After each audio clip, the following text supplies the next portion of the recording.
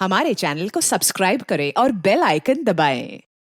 इस आरती को ढूंढो किसी भी तरह से, क्योंकि फोरेंसिक के मुताबिक जो कंकाल हमें मिला था वो किसी फीमेल का नहीं, मेल का है। मतलब आरती का नहीं। उन दोनों की तरह ये भी हमारे साथ लुका छुपी का खेल खेल रही है। हो सकता है इन तीनों ने मिलकर किसी और को मार दिया हो। हमें ध्यान रखना होगा, किसी को बदबू नहीं आनी चाहिए। अभी हम तीनों की जिम्मेदारी है। इसके लिए हमारे चेहरे पे शिकन नहीं होनी चाहिए, एकदम नॉर्मल मुस्कुराते हुए। ठीक है आरती? और उस अनजान आदमी को मारने के बाद तीनों को लगा होगा कि फरार होने उनके पास एक आखिरी रास्ता बचा। इसके चांसेस बहुत ज़्यादा हैं। मुझे लगता है हमें सबसे एक बार फिर से बात करनी चाहिए। हो सकता है किसी के जहन से कोई बात निकल गई हो। सर, ये मकान मालिक रमन हमसे कुछ छुपा रहा है। इसे पक्का कुछ पता है, हमें इससे बात करनी चाहिए। शायद इसको पता था कि तुलसी के पौधे के नीचे एक लाश छुपाई गई थी। हो सकता है इसे तुलसी के पौधे में पानी डलवाने की बड़ी चिंता थी। अरे ये तुलसी में पानी नहीं डालती क्या? देखो कितना सूख गया है। और हितेश और धर्मेश के गायब होने का फायदा उठाकर हो सकता है ये शायद अपने को जुर्म छुपा रहा। इन तीनों के ही ज्यादा चांसेस हैं, धर्मेश, हितेश और ये रमन। अब या तो इन तीनों में से किसी एक ने या इन तीनों ने मिलकर ये कांड किया। धर्मेश के कंसल्टेंसी वाले फ्रेंड तेजस को बुलाओ। मुझे लगता है उससे बात करके हमें कुछ सुराग जरूर मिलेगा। और धर्मेश और हितेश दोनों की फैमिली से कांटेक्ट करो। दोनों के माँ बाप को कहो कि उन्हें वापिस से यहाँ सूरत आना होगा डीएनए सैंपल्स के लिए। अगर कोई ज्यादा नाटक करें तो बता देना। कंकाल मिला है जो किसी का भी हो सकता है। जी सर। और इस रमन को भी बुला रहे? बुला लो। हो सकता है सबसे बड़ा झूठा यही क्राइम सीन वाले मकान का मालिक है। हो सकता है तुलसी के पौधे के लिए इतना बड़ा जो स्ट्रक्चर बनाया उसके पीछे इसी का दिमाग। पुलिस के पास आगे कोई रास्ता नहीं था, इसलिए उन्होंने नए सिरे से तहकीकात को आगे बढ़ाने का फैसला किया। और इस बार भाग्य उनका साथ देने वाला था। उनकी पूछताछ उन्हें घटनाओं के सबसे चौंका देने वाले मोड़ पर ले जाने वाली थी। अरे कोकिला, देखो तो किसका फोन है? नाम नहीं है, किसी लैंडलाइन से है। हेलो, राणा नगर पुलिस स्टेशन से एएसआई रीवा सेठ बोल रही। हाँ मैडम, धर्मेश और हितेश मिल गए क्या? नहीं, लेकिन इतना कंफर्म हुआ है कि जो कंकाल मिला है वो किसी आदमी का। क्या हुआ? क्या बोल रहे? हेलो। हाँ मैडम, उनकी कोई खबर आई क्या? नहीं हसमुख जी, लेकिन उनके किराए वाले मकान से जो कंकाल मिला था इतना कंफर्म हो गया है कि वो कंकाल किसी आदमी का है। उस कंकाल के आइडेंटिफिकेशन के लिए हमें डीएनए टेस्ट करवाना पड़ेगा, जिसके लिए आपका और कोकिला जी का डीएनए सैंपल चाहिए। अरे पर हम क्यों सैंपल देंगे? हमारा क्या लेना देना है डीएनए से? देखो वो आदमी कौन है, क्या है, हमें क्या पता? देखिए हसमुख जी, अभी तक हमें भी नहीं पता चला है कि किसका मर्डर हुआ है, लेकिन पूरी संभावना है कि हितेश या धर्मेश दोनों में से एक हो सकता है। संभावना है? मतलब अभी तक तुम लोग संभावनाओं पर ही टिके हुए हो? अभी कुछ दिन पहले तुमने अंदाजा लगाया था कि वो दोनों मर्डरर है, और आज तुम अंदाजा लगा रहे हो कि वो दोनों विक्टिम है। हम ये बात नहीं कह रहे हैं कि वो कंकाल धर्मेश और हितेश के ही हैं। वो किसी और के भी हो सकते हैं, पर ये बात कंफर्म करने के लिए हमें डीएनए टेस्ट करना होगा ताकि शक की कोई गुंजाइश ना रहे। रूटीन प्रोसीजर है। हम सूरत आ जाएंगे। Thank you so much. क्या कह रही थी पुलिस? कुछ पता चला दोनों का? पुलिस कह रही है कि जो कंकाल उन्हें मिला है वो हितेश या धर्मेश में से किसी का हो सकता है।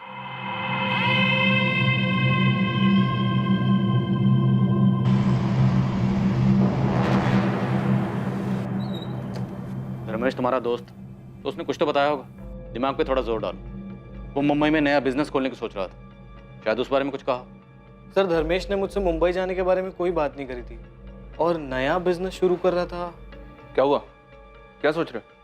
सर, बात थोड़ी पुरानी है, पता नहीं आपके काम की है भी या नहीं। तेजस काम की है या नहीं है ये हम देखेंगे। तुम्हें जो भी पता है बताओ। सर, एक बार धर्मेश ने मुझसे कहा था कि वो अपना फोटो स्टूडियो शुरू करना चाहता है। Dharmesh photo studio? हाँ सर, कॉलेज में उसने फोटोग्राफी का कोर्स भी किया था। फोटोग्राफी के बारे में तो हमें किसने कुछ नहीं बताया।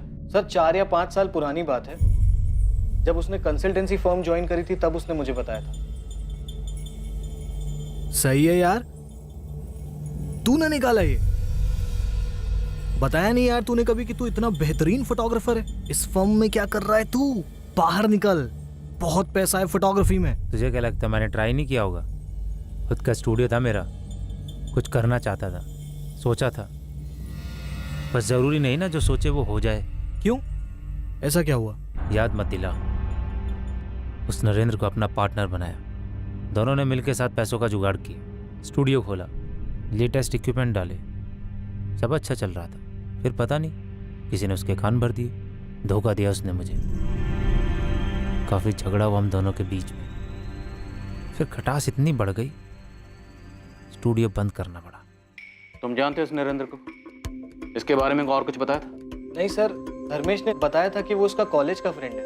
सर धर्मेश ने अपने कंपनी वाले रेज्यूमे में अपने कॉलेज का नाम Shankar Moolchandani college of arts and commerce लिखा है। तेजस, जिस झगड़े का जिक्र धर्मेश ने किया था वो बड़ा झगड़ा था, मतलब मारपीट हुई थी? वो तो पता नहीं, पर इस बारे में बात करते समय बहुत उदास हो गया था वो। ठीक है, हो सकता है इन्फॉर्मेशन हमारे कुछ काम की, लेकिन अगर तुम्हें कुछ भी याद आए तो तुरंत हमें कांटेक्ट करना। Okay sir. उसके कॉलेज में पता करें सर, हो सकता है ये धर्मेश नरेंद्र के बैच का ही हो। हाँ पता करो, अच्छा खासा बिजनेस था, हो सकता है कि नरेंद्र की वजह से हाथ से निकला हो। किसी बहाने से बुलाया नरेंद्र को वहां पर सालों पुरानी भड़ास निकालने के लिए। अब मुमकिन है कि वो स्केल्टन नरेंद्र का पता करता हूँ सर। जी, नरेंद्र नाम का एक स्टूडेंट था हमारा, धर्मेश वगेला की ही क्लास में था वो। 2011 में ही ग्रेजुएट हुए थे दोनों। कोई कांटेक्ट नंबर या और कोई डिटेल है आपके पास? कांटेक्ट नंबर तो नहीं है, लेकिन एड्रेस है उसका। वो देहरादून से ही था। ठीक है, एड्रेस दीजिए।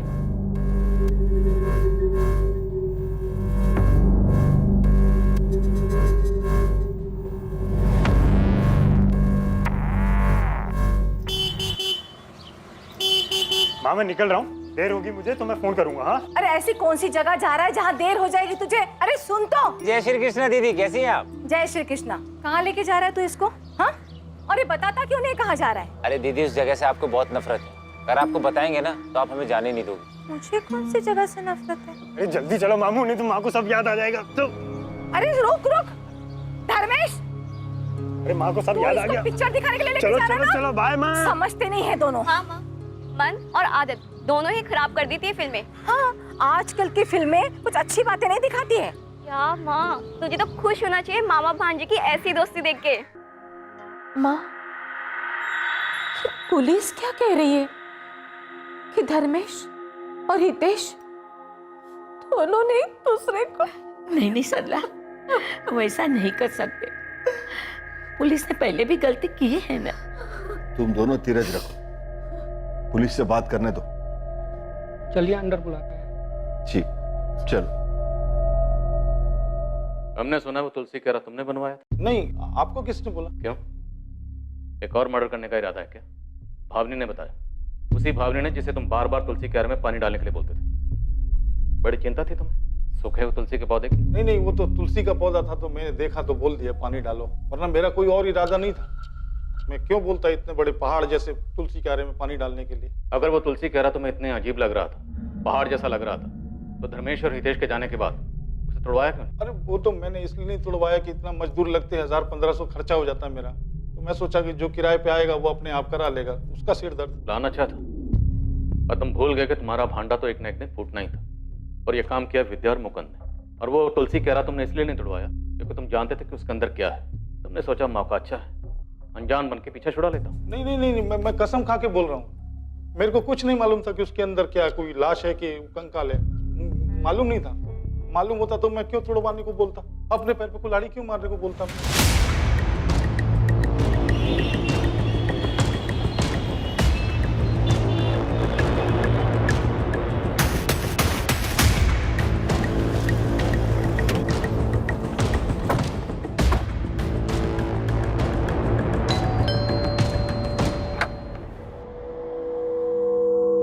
नरेंद्र वर्मा? जी मैं ही नरेंद्र हूँ। धर्मेश वागले को जानते हो तुम? सर मैं कैसे बताऊँ धर्मेश कहाँ होगा? आप मुझे क्यों पूछ रहे हो? हमने सुना है कि धर्मेश के साथ तुम्हारा झगड़ा हुआ था, तुमने धोखा दिया था उसे। मैंने धोखा दिया सर? सर सच बात तो ये है कि वो खुद एक धोखेबाज था। यही देहरादून में फोटोग्राफी स्टूडियो शुरू किया था हमने। 3 महीने सर किसी तरह मैंने गाड़ी खींची और नहीं हो पाया सर।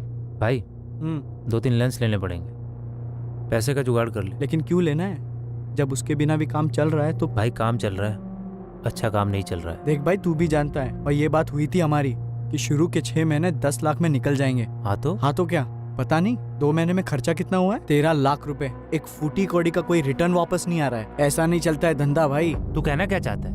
ये पैसे ना बिजनेस में लगे, मेरे ऊपर खर्चा नहीं हुआ है, और मेरा टाइम मेरी मेहनत उसका क्या भाई?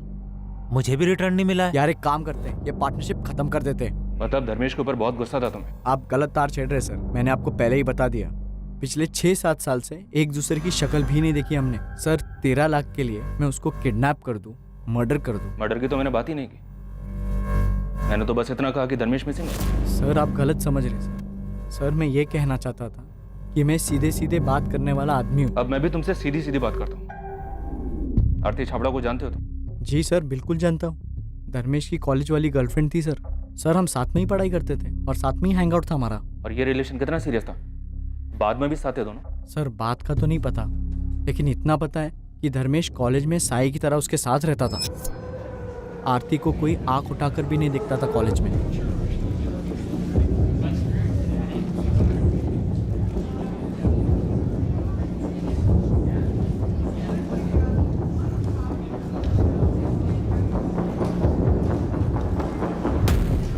एक मिनट, क्या घूर रहा है? लड़की अनकंफर्टेबल हो रही है, दिखाई नहीं दे रहा है। ओ बॉडीगार्ड, तू जाना अपना काम कर। बंदी है मेरी वो, ऊपर से अकड़ भी दिखा रहा है। प्यार से समझा रहा हूँ ना, मत कूद। ओ बॉडीगार्ड, मैं तो घूरूंगा, तू क्या कर लेगा? बता सकते हो आरती हमें कहाँ मिल सकती है? सर अब वो कहाँ होगी ये तो नहीं पता, लेकिन मैं आपको उसके घर का पता दे सकता हूँ, यही देहरादून में। एड्रेस दो उसका। जहां एक तरफ देहरादून गई पुलिस अब तक हाथ ना आने वाली आरती चावड़ा तक पहुंचने के करीब थी, वहीं दूसरी तरफ सूरत में कुछ चौंकाने वाले घटनाक्रम सामने आने वाले थे जो पुलिस के सामने सवालिया निशान की तरह खड़े होने वाले थे। क्या थी ये खबर? क्या ये खबर इस केस की दशा और दिशा दोनों बदलने वाली थी? सर, नासिक पुलिस का फोन आया था। 2 दिन पहले नासिक में मंगोल नाका के पास उन्हें एक आदमी की डेड बॉडी मिली, लेकिन मर्डर के बाद पत्थर से उसका चेहरा बिगाड़ दिया गया। अगर धर्मेश की बॉडी नासिक में मिली है तो कंकाल किसका है जो हमें मिला? हितेश या फिर किसी और का जिसके बारे में हमने सोचा ही नहीं? आरती, क्या इन दोनों मर्डर्स के पीछे आरती? हो सकता है सर। ये डेड बॉडी मिलने के बाद तो हमारा पूरा केस ही उलट गया।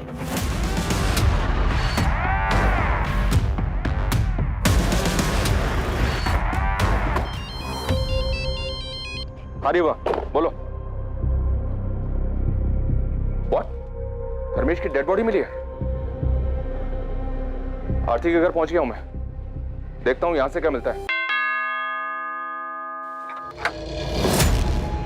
जी, हमें आरती से बात करनी है। आप? Sub inspector Sunil Gordiya, Gujarat police. लेकिन वो तो सूरत में ही रह रही है सर, पिछले 3 सालों से। सूरत में किस जगह? धर्मा रोड के पास। आरती काम क्या करती है वहाँ? जी सर, वो HR मैनेजर है। किसी धर्मेश को जानते हैं आप लोग? धर्मेश? नहीं सर। राजू, आपको नहीं पता? कौन है ये धर्मेश सर? धर्मेश आरती का बॉयफ्रेंड है। तुम्हें कुछ पता था इसके बारे में? नहीं जी, मुझे भी अभी पता चल रहा है। पर हुआ क्या सर? धर्मेश की डेड बॉडी मिली हमें, और उसका भांजा हितेश मिसिंग है। जिस घर में धर्मेश और हितेश किराए पर रहते थे, हमें पहले वहां कंकाल मिला, और अब धर्मेश की बॉडी।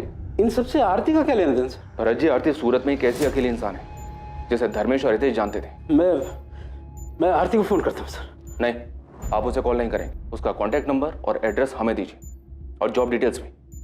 और हाँ, इसमें आरती की ही भलाई है। अगर हमारे यहाँ से जाने के बाद आप उसे इन्फॉर्म नहीं करेंगे तो। ये क्या बोल रहे हैं आप? क्या हुआ? किसका फोन था? पुलिस बोल रही है कि धर्मेश की लाश मिली। जी सर, आरती के पेरेंट्स तो बता रहे कि वो सूरत में ही है। उसका एड्रेस और फोन नंबर मिला है। रीवा गई है उसे उठाने उस एड्रेस पर। जल्दी।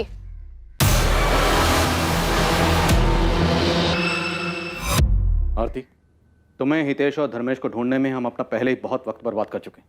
अब हमारा और वक्त बर्बाद मत करना। अगर अपनी सलामती चाहती हो तो बता दो कंकाल किसका था। कंकाल? हाँ, कंकाल। किसका कंकाल? इंसानी कंकाल, जो हमें उस मकान में तुलसी कारा के नीचे मिला जहाँ धर्मेश किराए पे रहता था। वो कंकाल जिसकी खबर पूरे जमाने को है, हर न्यूज़पेपर, हर न्यूज़ चैनल में खबर है, लेकिन तुम्हें खबर नहीं है। सर मैं न्यूज़ भी नहीं देखती, मेरे घर पे तो न्यूज़पेपर भी नहीं आता है। लेकिन तुम तो उस मकान में जाती थी ना, धर्मेश की गर्लफ्रेंड थी ना तुम उस घर में वो तुलसी कारा तो याद होगा ना? याद है सर, देखा था मैंने, लेकिन मुझे कैसे पता कि उसके अंदर क्या है और धर्मेश और हितेश ने ही कुछ किया है। लेकिन वो तुलसी क्यारा बनवाया तो उन दोनों ने था ना। बालकनी के बीचों बीच इतना बड़ा तुलसी क्यारा बनवाया, तुम्हें अजीब नहीं लगा? आरती, क्या जानती 2017 में क्या हुआ था? मैं सच कह रही हूँ, मैं कुछ नहीं जानती हूँ। तब तो तुम ये भी नहीं जानती हो कि अक्टूबर 2017 से धर्मेश और हितेश गायब थे, और अब धर्मेश की लाश मिली। धर्मेश की लाश? धर्मेश की लाश 2 दिन पहले बॉडी मिली है उसकी, नासिक में। मर्डर हुआ उसका। 2 दिन पहले? अक्टूबर 2017 से हितेश और धर्मेश कहाँ गायब थे? मेरी कुछ समझ में नहीं आ रहा है कि आप क्या बोल रहे हैं। मुझे तो ये भी नहीं पता कि धर्मेश और हितेश मिसिंग हैं। अब आप कह रहे हैं कि उसकी लाश मिली है। आखिरी बार पूछ रहा हूँ, 2017 में क्या हुआ था? तुम तीनों ने मिलकर किसे मारा था? हमने किसी को नहीं मारा सर। तुम भागी क्यों थी? अपना फोन नंबर क्यों चेंज किया? सर मैं भागी नहीं थी, मेरा फोन खो गया था इसलिए मैंने नया नंबर लिया था। सर मुझे सच में नहीं समझ आ रहा है कि आप क्या बोल रहे हैं। धर्मेश से तो अभी 10 दिन पहले मेरी बात हुई है और अब आप कह रहे हैं कि वो मिसिंग है, मर्डर। हितेश के साथ तुम्हारा क्या रिश्ता था? सर धर्मेश और मैं कॉलेज के दिनों से रिलेशनशिप में थे। वो कॉलेज के बाद यहाँ सूरत शिफ्ट हो गया था और मैं वहाँ देहरादून में ही रह गई थी। हम मिल नहीं पाते थे इसलिए मैं भी यहाँ शिफ्ट हो गई, तभी हितेश से मिली। हितेश, देख कौन आया। तेरी मामी आरती। मुझे लगा ही था। अच्छा लगा तुमसे मिलकर आरती। वैसे धर्मेश ने मुझे कभी बताया नहीं, लेकिन अब समझ में आ रहा है क्यों नहीं बताया। तुम हो ही इतनी ब्यूटीफुल। अबे क्या कर रहा है? तेरी मामी है। मामी लोग बुड्ढी होती हैं, लेकिन ये तो मैं ना तुम्हें आरती बुलाऊंगा, ठीक है? मामी मामी नहीं। देख लो चलेगा। अब कोई तो होगा जिसके साथ मिलकर मैं धर्मेश की बैंड बजा सकूंगा। वाह बेटा, मामी क्या थी, मामा का प्यार भूल गया। धर्मेश और हितेश बिल्कुल दोस्त जैसे थे। उनको देख के कोई कह ही नहीं सकता था कि वो मामा भांजे हैं। तुम्हारा हितेश के साथ क्या रिश्ता था? सर मेरे तो फ्रेंड जैसा था। मुझे लगा तुम कहोगे कि गर्लफ्रेंड बॉयफ्रेंड। ये क्या बोल रहे हैं सर? मैं यहाँ बैठी हूँ, इसका मतलब कुछ भी बोलेंगे आप? मेरे छोटे भाई जैसा था वो। लेकिन हमने तो सुना है कि तुम अक्सर उसी के साथ दिखती थी। तो इसका ये मतलब निकालेंगे आप? जरूरी है कि लड़की जिस भी लड़के के साथ दिखे वो उसका बॉयफ्रेंड ही हो? भाई या दोस्त नहीं हो सकता? बिल्कुल हो सकता, लेकिन भाई जैसा दोस्त अगर मिसिंग हो, बॉयफ्रेंड का मर्डर हुआ और जहाँ वो दोनों रहते थे वहीं तुलसी कैरा के नीचे कंकाल मिले, तो चीजें इतनी आसान नहीं है। ये कहना मुश्किल है कि लड़की जिसके साथ घूम रही थी वो भाई था, दोस्त था, क्या था? पर मुझे सच में समझ नहीं आ रहा है कि मैं आपसे क्या बोलूं।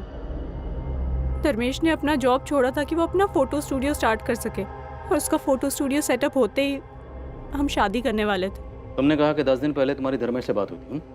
वो सिर्फ तुम्हारे कांटेक्ट में था, अपने घर वालों के क्यों नहीं? सर मुझे सिर्फ इतना पता है कि वो अपने फोटो स्टूडियो के लिए पार्टनर्स ढूंढने के लिए गुजरात और बॉम्बे में घूम रहा था।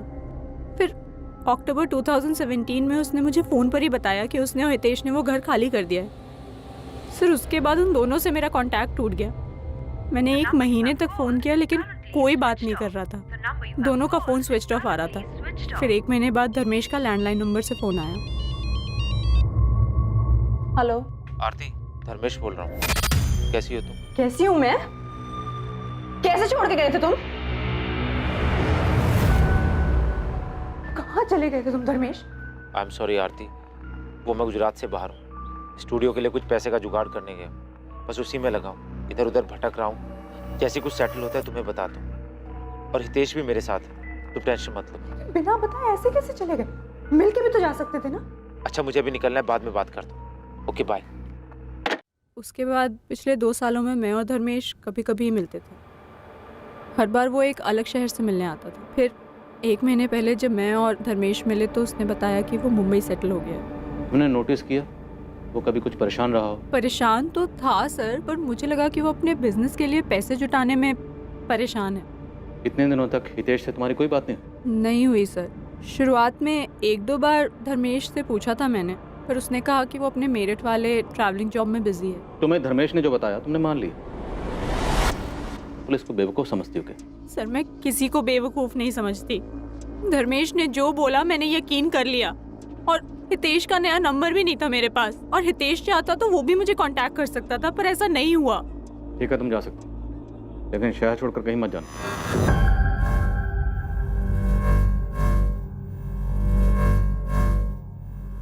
झूठ बोलिए लड़की। हाँ सर, जवाब देते वक्त कुछ और ही सोच रही थी। जब धर्मेश और हितेश के गायब होने के बारे में पूछा तो बात घुमा दी, और लड़की के चेहरे और आंखों में वो तकलीफ बिल्कुल नहीं है जो एक लड़की के अपने बॉयफ्रेंड और होने वाले पति की मौत की खबर सुनकर होनी चाहिए। शायद कुछ छुपा रही है सर। मुझे लगता है वो कंकाल हितेश का ही था, धर्मेश के साथ मिलकर मार डाला होगा। फिर हमें कंकाल मिला। आरती और धर्मेश को पता चल गया होगा कि पुलिस उनको ढूंढ रही है। बात हितेश की मर्डर की थी तो हो सकता है धर्मेश को गिल्ट फील हुआ हो। अब बर्दाश्त नहीं होता। तुम्हें नहीं आना मत आओ, तुम्हें कुछ नहीं होगा। मैं सरेंडर करने जा रहा हूं।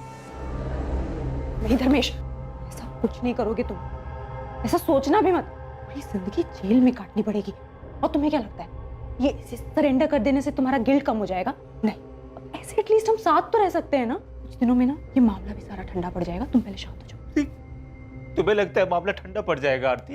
ये कोई चोरी और 420 का केस नहीं, ये मर्डर है। मैं चाह रहा हूँ सरेंडर करने। मैं जा रहा हूँ आरती। नहीं धर्मेश, लेकिन अगर धर्मेश पुलिस से कन्फेस करता तो आरती को पता था कि आरती भी जुर्म में शामिल है। सजा उससे भी होगी, जो शायद आरती को मंजूर ना होगा। तो हो सकता है इसीलिए आरती ने धर्मेश को मार डाला या मरवा डाला। धर्मेश को मारना पड़ेगा, लेकिन हाँ, ध्यान रहे एक्सीडेंट लगना चाहिए।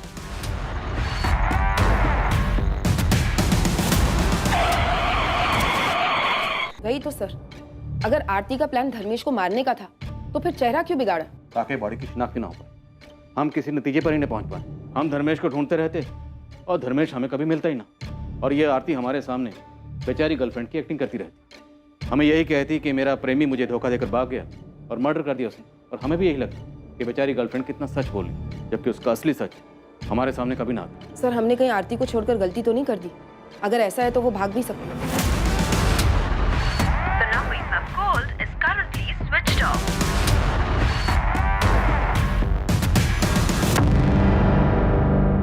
मुझे नहीं लगता आरती भागेगी। ये खेल उसने शुरू किया है, ये उसे पूरा करेगी। एक काम करो, इसका फोन सर्विलेंस पर डालो और इस पर हर वक्त नजर रखो।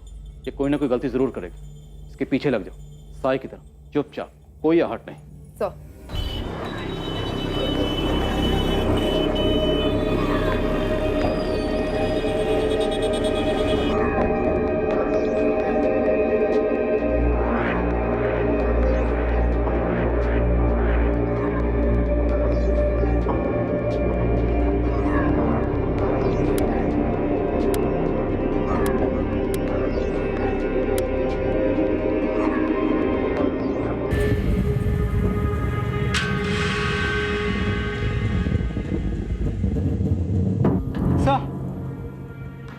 सर डीएनए रिपोर्ट आ गई।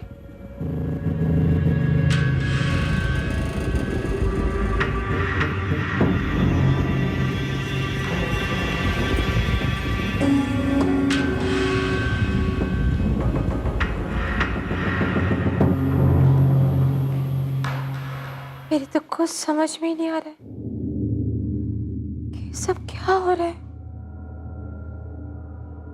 कौन मारेगा धर्मेश को? और ये हितेश कहाँ चला गया? अपने मामा के अंतिम संस्कार में भी नहीं आया। क्यों भाग रहा है ये हितेश?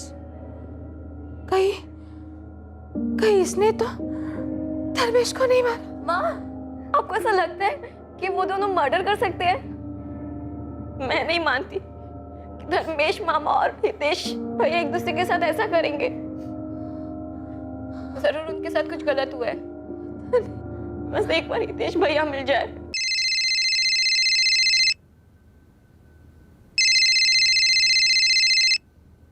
शायद पुलिस का फोन है। हेलो,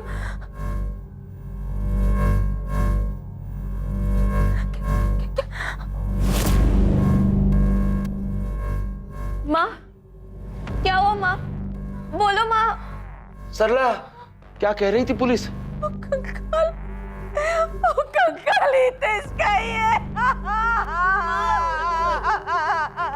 काल की आइडेंटिटी के खुलासे ने केस को पलट कर रख दिया था।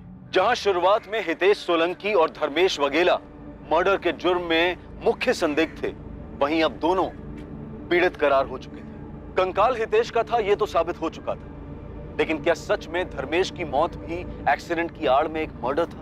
आखिर 2 साल पहले ऐसा क्या हुआ था? इन 2 सालों में धर्मेश कहां था? और सबसे ज्यादा जरूरी सवाल ये कि इन दोनों की हत्या की साजिश के पीछे कौन था? पुलिस इन सवालों के जवाब तलाशने में लगी हुई थी और इस वक्त उन्हें आरती चावड़ा पर ही सबसे ज्यादा शक था। क्या पुलिस वाकई सही दिशा में थी या फिर इन सब के पीछे कोई और ही था जो पर्दे के पीछे से अपनी उंगलियों पर सभी को कठपुतली की तरह नचा रहा था? सर, आरती अपने घर से निकल चुकी, हमारी कांस्टेबल लगी है उसके पीछे। आरती को उठा लेते हैं सर। नहीं सुनिए, ये आरती कोई बड़ा गेम खेल रही, खेलने दो इसे। लेकिन आंख, नाक, कान, मुंह सब खुले रखो। ये आरती कोई ना कोई गलती जरूर करे।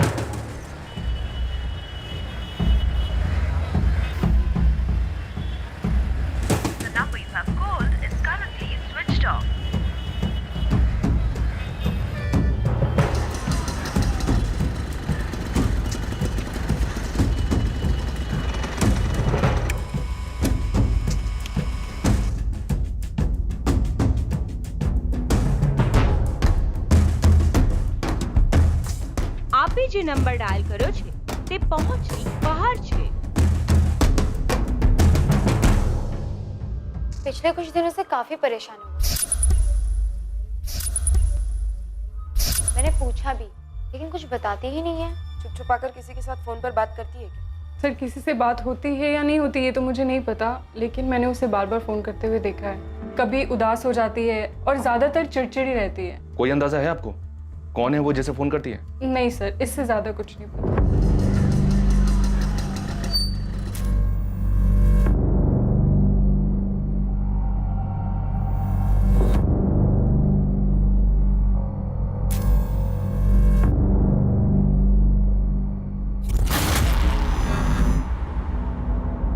लेकिन ऐसा कैसे होने दिया तुमने? वो गायब कैसे हो गई? बहुत ही चालाक औरत है ये आरती। पता नहीं उसे कैसे शक हो गया कि मैं उसका पीछा कर रही थी। मैडम टेंशन मत लो, फिर भी मैंने उसका पीछा किया है। ज्यादा दूर नहीं गई है वो, यही एक रेस्टोरेंट के अंदर बैठी है मैडम। सर आरती के कॉल रिकॉर्ड से नंबर मिला है। पिछले 6 महीने में आरती के इस नंबर पे बहुत बातें हुई थी। नंबर के बारे में पता किया तो पता चला ये तो आरती के नाम पे रजिस्टर्ड है। आरती के नाम? सुनील, ऐसा कौन हो सकता है जिसे आरती खुद के नाम पर लिया हो सिम देगी? उसका बॉयफ्रेंड धर्मेश? पक्का हो सकता है सर। सर, कांस्टेबल सपना का फोन आया था। उसने आरती को किसी आदमी के साथ एक रेस्टोरेंट में देखा है। एक लड़का था सर, काफी लंबी बात हुई। आरती उस पर चिल्ला रही थी। वो पैकेट जो एटीएम के बाहर सपना ने देखा था आरती के हाथ में, वो आरती ने उसे दिया और फिर आरती निकल गई वहां से। कौन था वो? वो तो पता नहीं चला सर। सपना ठीक से शक्ल नहीं देख पाई। वो पीछे से रेस्टोरेंट के किचन डोर से बाहर निकल गया। ये वही आदमी है सर जिसे आरती ने धर्मेश को मारने के लिए हायर किया था। मुझे भी ऐसा ही लगता है सर। शायद आरती उसे मर्डर का पेमेंट दे रही थी, या फिर वो आदमी आरती को ब्लैकमेल कर रहा होगा, इसलिए आरती गुस्से में थी और परेशान भी। पैसे जो देने पड़ रहे थे उसे। और देर नहीं करते सर, आरती को उठा लेते। ज्यादा मेहनत भी नहीं करनी पड़ेगी। 2 थप्पड़ देंगे, तोते की तरह सब उगल देगी। ठीक, उठाओ सर।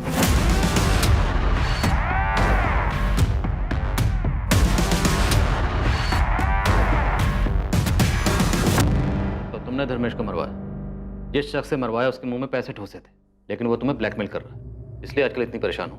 लेकिन जितनी परेशान आजकल हो तब तो नहीं थी जब धर्मेश की मौत की खबर तुम्हें सुनाई थी। गर्लफ्रेंड थी, दोनों के बीच में प्यार मोहब्बत था, फिर भी धर्मेश की मौत की खबर सुनकर तुम हैरान जरूर हो, लेकिन तकलीफ नहीं। तुम्हें आइडिया है कि क्या हुआ होगा? तुमने और धर्मेश ने मिलकर हितेश को मार डाला, लेकिन जब हितेश का कंकाल मिला धर्मेश घबरा गया, डर गया और सरेंडर करने की बात करने लगा। अब तुम्हें लगा कि अगर धर्मेश ने सरेंडर कर दिया, उसने अपना जुर्म कबूल कर लिया, तो तुम भी लपेटे में आओगे, इसलिए तुमने धर्मेश को मरवा डाला। बोलो, तुमने और धर्मेश ने मिलकर हितेश को क्यों मारा? तुम्हारे धर्मेश और हितेश के बीच में क्या हुआ था? अपने आप मुंह खोलेगी या जबरदस्ती करनी पड़ेगी? बोल, धर्मेश को कैसे और क्यों मारा? बताती हूँ। मैंने किसी को नहीं मरवाया। जैसा आप सोच रहे हैं वैसा बिल्कुल नहीं है। मेरा किसी के मर्डर में कोई हाथ नहीं है। तो किसका हाथ है? गोल गोल मत घुमाओ, सीधा मुद्दे पे आओ। धर्मेश का है। धर्मेश का? तो तुम्हारी ये लव स्टोरी मर्डर मिस्ट्री में कैसे तब्दील हुई? तुमने और धर्मेश ने मिलकर हितेश को क्यों मारा? सर मैंने किसी को नहीं मारा। इनफैक्ट मुझे तो ये भी नहीं पता था कि वो आप लोगों से छुपकर यहाँ वहाँ घूम रहा है। फिर उस दिन जब आप लोगों ने बताया कि उसकी लाश मिली है तो मैं खुद शॉक में थी। मेरी अभी तो उससे बात हुई थी। अभी बात हुई मतलब? सर उस दिन जब आपने मुझे बताया कि धर्मेश की लाश 11 तारीख को मिली, और मेरी खुद उससे फोन पे 12 तारीख को बात हुई। धर्मेश जिंदा है तो वो कौन था जिसकी बॉडी नासिक में मिली? तुमने और धर्मेश ने मिलकर किसे मारा? सर मैंने किसी को नहीं मारा। किसने मारा? सर मैंने किसी को नहीं मारा। मुझे तो खुद समझ नहीं आ रहा है कि ये सब क्या हो गया है। तो ये सब कुछ तुमने उस दिन क्यों नहीं बोला पुलिस स्टेशन में? क्योंकि प्यार करती हूँ मैं उससे। मैं खुद पूछना चाहती थी, उसके मुंह से सुनना चाहती थी कि उसने आखिर किया क्या है। उस दिन यहाँ से निकलने के बाद मैं उसका फोन ट्राई कर रही थी, लेकिन उसका फोन बंद आ रहा था। इसी बात की तसल्ली करने के लिए मैं उसके अंतिम संस्कार में भी गई। आखिर वो बॉडी है किसकी? धर्मेश की तो नहीं है। कल सडनली उसका मुझे फोन आया तो मैंने उसे मिलने के लिए कहा। पैसे लाई हो? हाँ लाई हूँ। और हितेश कहाँ है? कुछ बोल क्यों नहीं रहे हो? कहाँ है हितेश? और वो कंकाल किसका था? कुछ तो बोलो। पुलिस मुझे परेशान कर रही है। मैंने भरोसा किया है तुम्हारा, प्यार करती हूँ तुमसे। क्या किया है तुमने? प्लीज बताओ। बहुत बड़ी गलती हो गई। कैसे बताओ? मैंने हितेश को मार दिया। वो कंकाल भी हितेश का है। तो पुलिस जो बोल रही है वो सच है? इन्हीं हाथों से मारा हितेश को, और कोई रास्ता नहीं बचा था। उसे मारने के बाद मैं बहुत डर गया था। समझ ही नहीं आ रहा था कि उसकी डेड बॉडी के साथ क्या करूं। फ्लैट से बाहर तो बिल्कुल नहीं ले जा सकता था उसको। फिर मेरी नज़र हितेश के बनाए उस बड़े से तुलसी क्यारा पर पड़ी।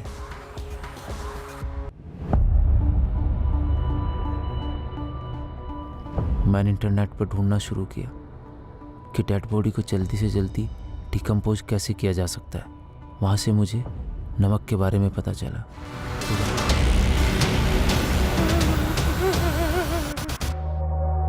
मुझे पता था मेरे पास वक्त नहीं है। कितना भी भाग लूं, कभी ना कभी तो पकड़ा ही जाऊंगा। रास्ते में किसको मारा था? किसकी बॉडी थी धर्मेश? उसको मैंने नहीं मारा था, एक्सीडेंट हुआ था उस आदमी का। मेरी लाश मिलने पर सारा बवाल ही खत्म हो जाता। पुलिस किसी नतीजे पे पहुंचती ही नहीं, केस ही बंद हो जाता। पर तुमने ऐसा किया ही क्यों? क्यों मारा है हितेश को? मुझे बहुत अफसोस है इस बात का। बहुत बड़ा पाप हो गया मुझसे। हम यहाँ से भाग चलते हैं कहीं दूर, बहुत दूर। मैं जानता हूँ मुझसे जो हुआ है उसे भुलाना बिल्कुल भी आसान नहीं। फिर तुम सच में मुझको एक मौका दो। सच में तुमसे बहुत प्यार करता हूँ आरती। कोई जल्दी नहीं है, समझ लो।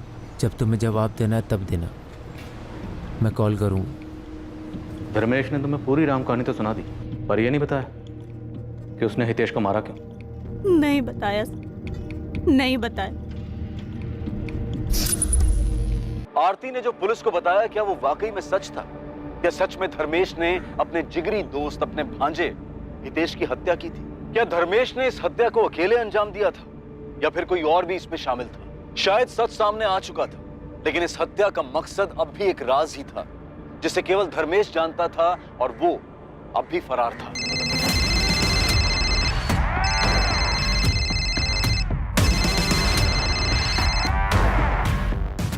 हेलो,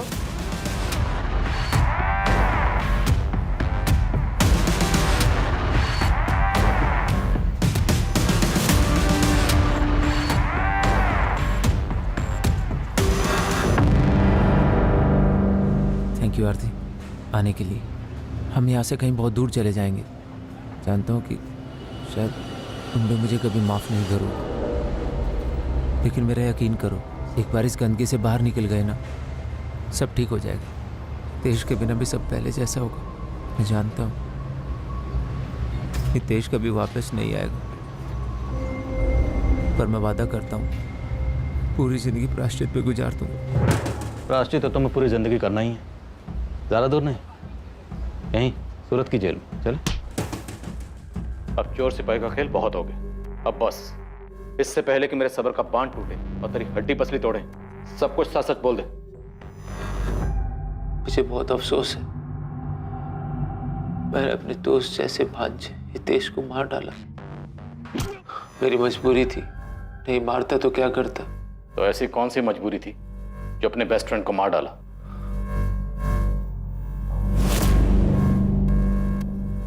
शुरू से ही हितेश आरती के साथ मजाक करने लगा था, तब मुझे कोई तकलीफ नहीं हुई। फिर धीरे धीरे मैंने देखा कि आरती ने भी हितेश में इंटरेस्ट लेना शुरू कर दिया। मैंने फिर भी कोई सवाल नहीं किया, लेकिन उनके बीच की करीबी खुल के सामने आने लगी थी।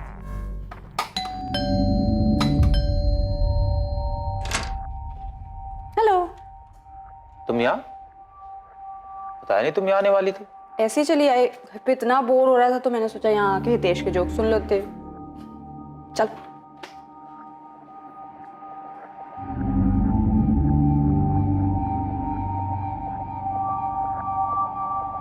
वो पहली बार था जब शक ने मेरे मन में घर किया।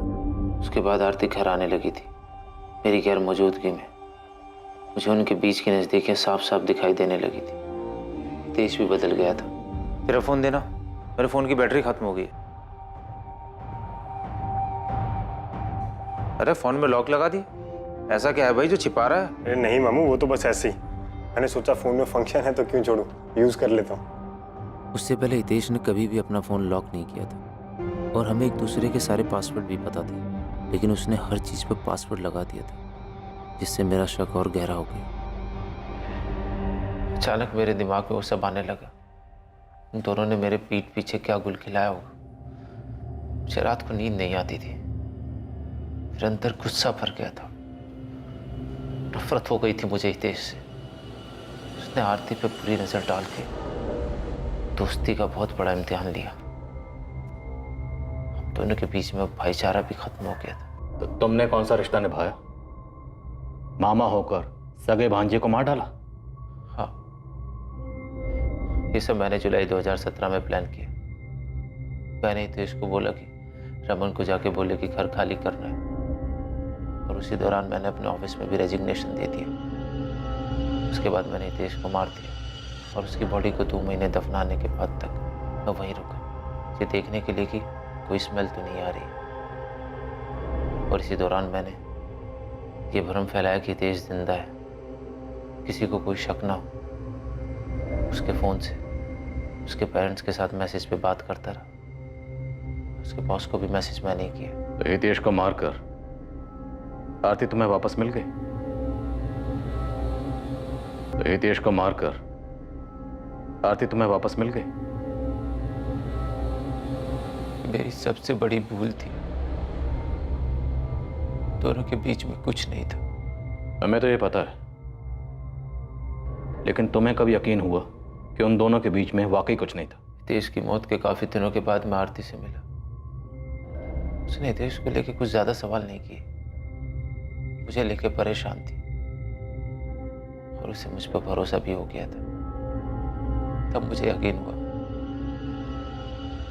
उससे बहुत बड़ी भूल हो गई। भूल?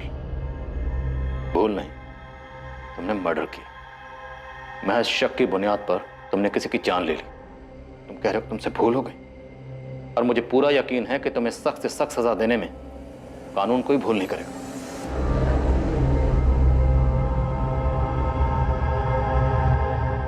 करने से पहले मुझसे तो पूछ लेते। हितेश छोटे भाई जैसा था मेरे, तुम्हारे छोटे भाई जैसा था। आरती मैंने बस करो धर्मेश, सुनने को कुछ नहीं छोड़ा तुमने। प्यार, भरोसा सब बर्बाद कर दिया। पूछती रही तो तुमने कभी नहीं बताया। अब तुम्हें क्या लगता है ये सब कुछ होने के बाद मैं तुम्हारा साथ दूंगी?